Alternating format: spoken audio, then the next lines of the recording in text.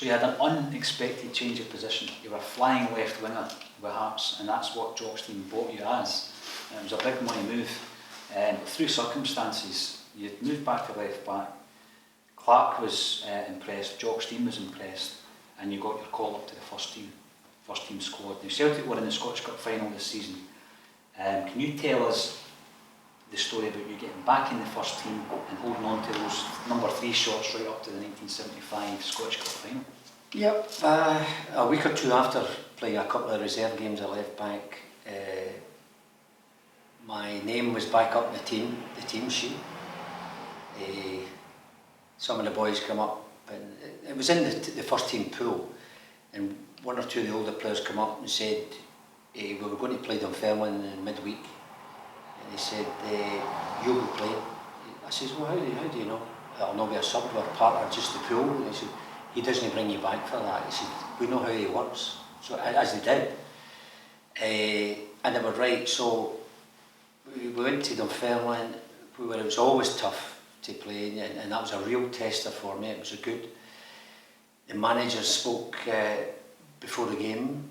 He didn't go on too long ever, so it was quite brief. He just basically says, when he came to me playing at left back, he says, do your defensive job first. You know what's expected. When we get the ball, go forward, join in, and Big Billy will keep you right, meaning Billy McNeill. So I played the game. I played well, and I felt very comfortable at the left back position. Then, just from there, it followed that I was in the team, and then we had about 3-4 games, I think, before the Scottish Cup final against Airdrie. And of course, it's in my mind, if I can keep this position, I'll have a chance of playing in a cup final. So I continued to play well. I think I played well. I settled pretty quickly at the left back position, and fortunately for me, I kept my position for the Scottish Cup final against Airdrie at Hampden, and we won 3-1. It was a tight game, although it was 3-1. It was a tight game. Airdrie had a very strong team, but we had a good team as well. A lot of classy players in the team, and we managed to win. I got my first Scottish Cup medal. So from just playing a couple of reserve games 6 weeks earlier, I'm playing at Hampden in the Scottish Cup final, and from then on everything was pretty good for me at Celtic. But it was just typical of a professional footballer's life, that you can be down and out one minute, and then you're high the next. It really is a roller coaster. So that was that finished the season very well, and that got me ready for the start of the new season. Now, at that point, Celtic had lost the league that season for the first time in a decade. So you were going into a new season full of hope. You've got a new position, you're back in the first team, and then disaster struck with an accident to Jock Stein, and he was out for a whole year. Now, during that season though, Andy, it was a good season for you in terms of establishing yourself at the left back position and under the tutelage of Sean Fallon. What's your memories of Sean and that season in particular? Well, as you say, I mean, again, just as I just mentioned there, you just never know what's round the corner. I thought we would have really, I thought we had players good enough to maybe do something in Europe even. But with the big man being involved in the terrible car crash, everybody was sort of jolted. And of course, we well knew that at least we had Sean there, and Sean would pick up from where the big Jock would have left it. It was difficult for him because he does it his way. You can't emulate another man. Sean has to do it Sean Fallon's way. He can't copy Big Jock, and he didn't. He kept things fairly simple, fairly straightforward, and we didn't do as well as I thought we should. Looking back, I felt maybe one or two of the more experienced players could have given a wee bit more, and probably would have given a wee bit more if the man was at the helm, But we still did. We still played some good football, and I remember some good stuff we played in Europe as well. I remember looking through that chapter actually, and one of the most interesting points for me was your relationship with Johnny Doyle. Obviously Johnny came in that season and he was a highly rated player at Ayr United, but you and Johnny had a few tussles before he came to Celtic. But can you tell us a story about the wee black book that Johnny kept? Yeah, well actually I didn't realise that Doyle came as early as that. I thought he would have come maybe a season or two after, but he was a real character, a great little guy, big heart, Celtic fanatic. I played against him quite a few times, and I respected that if you give him plenty of room that he could do a lot of damage to you. So I always try to play him hard and keep it tight with him. And the papers had got hold that it looked as if Celtic were interested in signing him. And we played one game at Celtic Park not long before he signed actually. And we were having a tussle again as usual, as we always did. And I went in, tackled him quite hard, and he got up and punched me. He had a very short fuse, and I was quite delighted. I rolled with the punch, so he didn't get me full on. And of course he was immediately sent off, and we went on to win the game fairly easy. But when he signed, he was in the first team dressing room, and we heard that he had a wee black book where he kept the names of players who had given him a hard time, and he would strike off the names one at a time when he had supposed to have sorted these players out. So there was a lot of fun attached to it, but I seemingly was at the top of the list. And one of the boys was kidding him on, Doyle, what's going to happen now? He says, Andy's at the top of the list, and you're in the same team as him, what's going to happen there? And he just looked at me and he just went, well, he said, here's my wee book here, and he took off the book with a pen. He just went, he's my teammate now, so luckily for you, you're off the list. And of course all the boys were laughing, we had a good laugh, but he kept the dressing room going. I mean, he was mad as a hatter. I remember a lot of times Big Jock would maybe, when Doyle was playing, Big Jock would give you a 2 or 3 minute talk and say, right, does anybody get any questions? And 9 times out of 10, wee Doyle put his hand up, and I just remember Big Jock going, oh, just like that, you know. But he was a great guy and a great Celtic man. Now Sean had held the reins for a whole year. It was disappointing because the season seemed to be going well for about 3/4 of the campaign.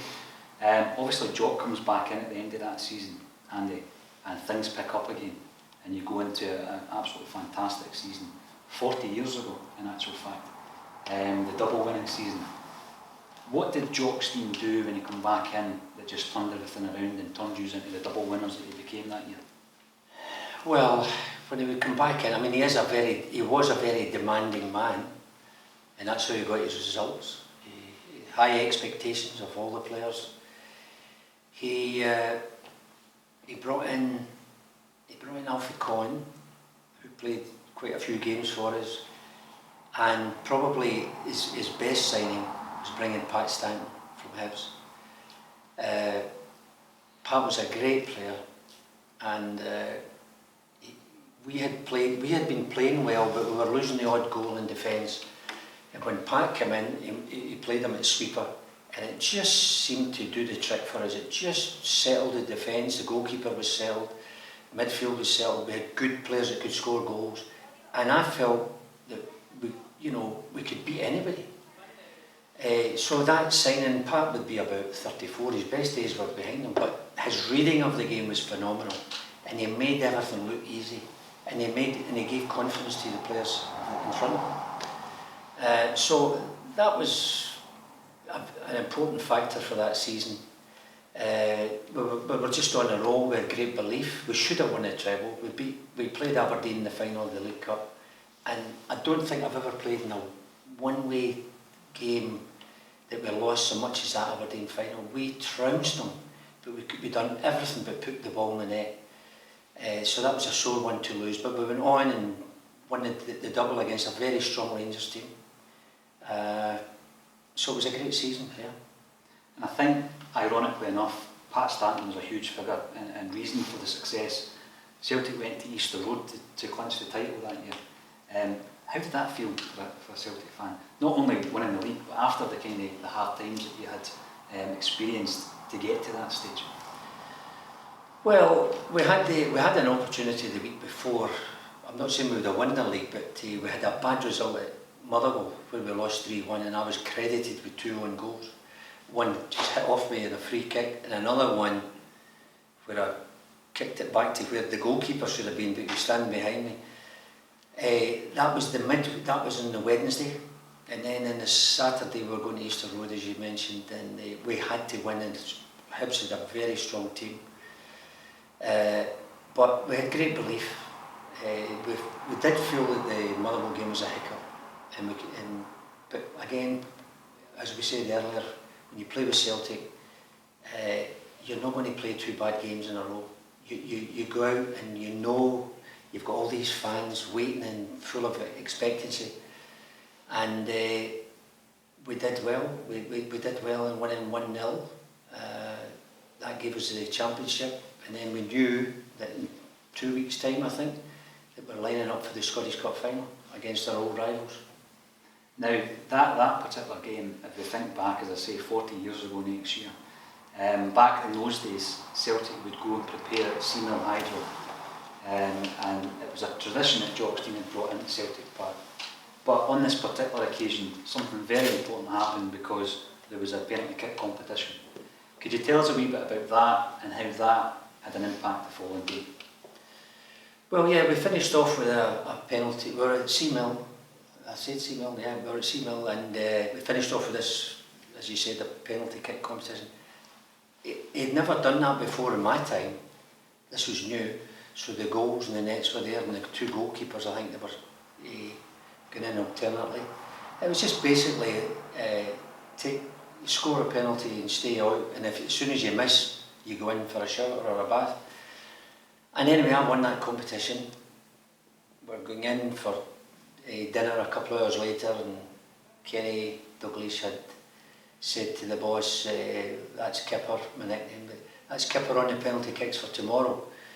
And I just sort of said, well, I don't know, there's not been anything definitely said about this, but Big Jock had great psychology and said, I don't know what you 2 are going on about. He says, if it was me playing a cup final and you get the honour to take a penalty kick for your team.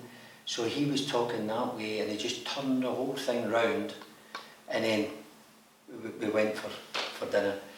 And it was at night when I was in my room thinking about it, and I just thought about what he said and stuff, and I thought, well, you know, he instilled confidence. That's what he basically did. So the next day we were going for a pre-match meal. I said to Kenny, who I think missed the last one before, he missed the last penalty, and I said to him, look, if we get the penalty kick, I'll take it. And I could see he went, well, you know, he was captain at the time, and he was a very good captain, and that guy would never welsh away from a responsibility. He would have taken the penalty. But I just felt I had to say it at the time because it was in my mind, and I was very positive at that time anyway. And lo and behold, we get the penalty kick after about 20 minutes. But I felt confident. I didn't think about missing it. I knew I was going to score with it, which is hard to explain to people, but I had that confidence. And if I'd have got a penny or a pound for every person that's talked to me all around the world when I've travelled, and they've just come up and said, what, tell us about that penalty kick, you know? So it worked out very well for us, and from then I went on to continue during my Celtic career to take the penalty kicks. And then when I went to America again, I did that. So it just came out of the blue. Yeah. It was an amazing turnaround as well, Andy, because this was a Rangers side who had won the treble the previous season. You've gone out there, almost emulated them with the treble, you got the double. And when I was reading through that section of your autobiography, what was interesting for me was you thought you were going to push on and maybe even have a push at a European run the following season, and that was the way that you were thinking. What happened the following season in terms of Celtic going from double winners to a bit of a nightmare season, I think you described it as? Yeah, it was terrible.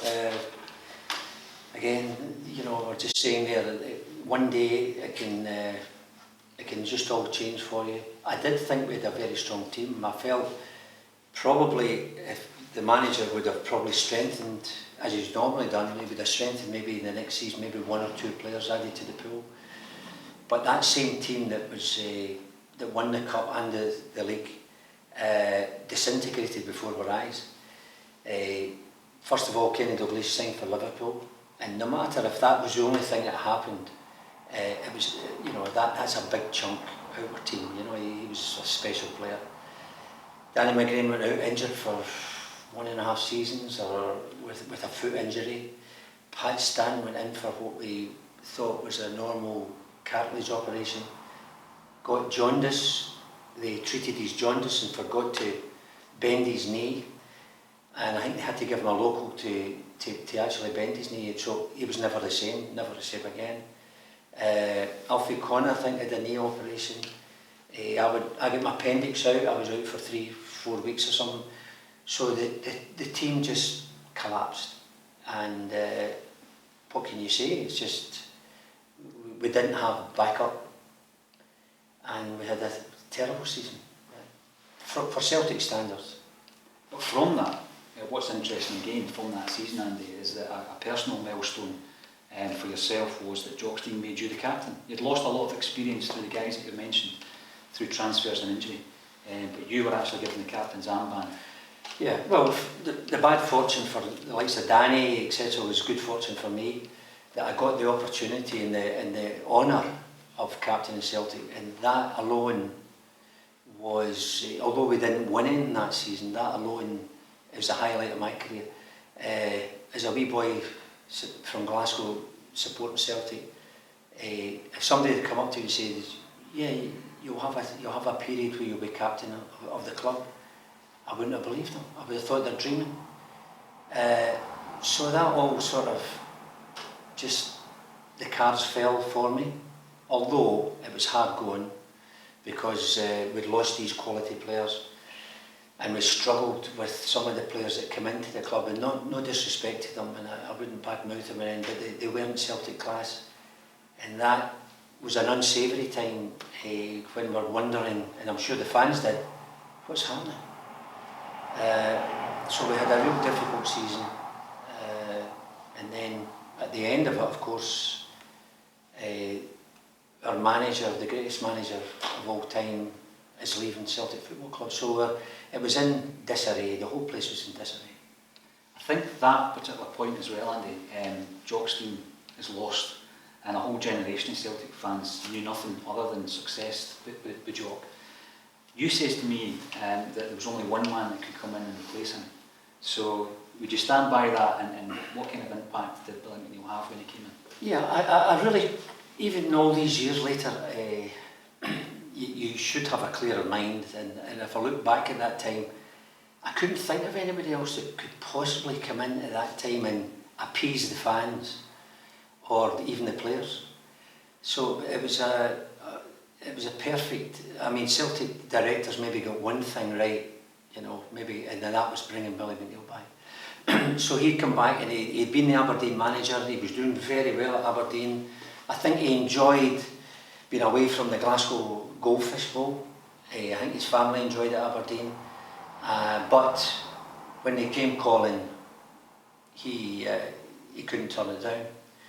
He came back, he was full of enthusiasm, along with John Clark as his assistant manager, and they took a stranglehold of the team, gave it a good shake, brought in some good players, some good signings, and his demands and enthusiasm rallied the players, and we got off. It was a strange season where we got off to a slow start, but the momentum started to build.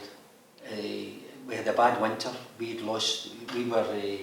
had more postponed games than anybody else, so we weren't even getting mentioned in the press as possible title holders, because Dundee United and Aberdeen were now becoming very strong.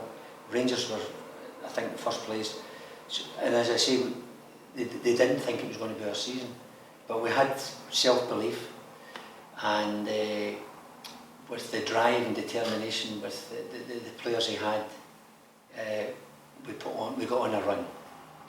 We got on a great run.